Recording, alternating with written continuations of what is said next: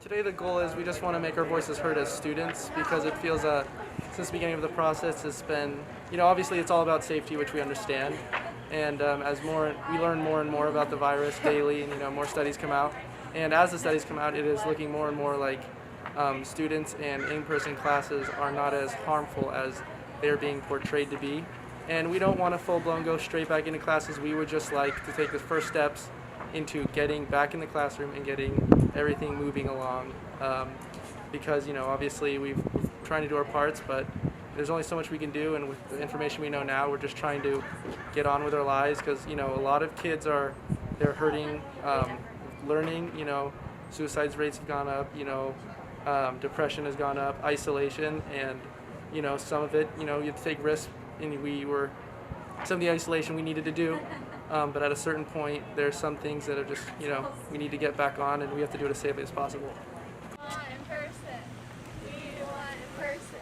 Just want more classes offered virtually or in person in the spring quarter, because asynchronous and synchronous classes are just way too difficult to be learning online right now. And every year, it just builds off of it, and it's just very challenging as a student. There are some labs offered in person, but I don't think it should be limited to that. I think that even just a small class with 30 kids, if a professor wants to go in person, they should be able to.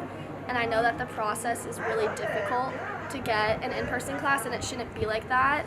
Like, if a professor wants a class in person, it should be offered in person. And I also want to add that other universities around the nation, big and small, they have in-person classes, and I don't understand why we can't do the same for the spring quarter.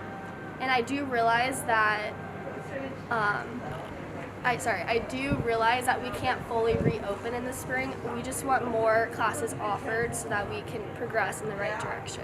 I think we're setting a low bar for California. Like, even though we are one of the few campuses that offer some in person, I think it's about 12%. I don't think it should be limited to that, and the vaccine's out, and spring quarter is in about like 2 months, and I think that by then we should have more of a hybrid situation where if we want to have some classes outside, we should do that, or if a teacher wants plexiglass, give them plexiglass, because we need to learn in person.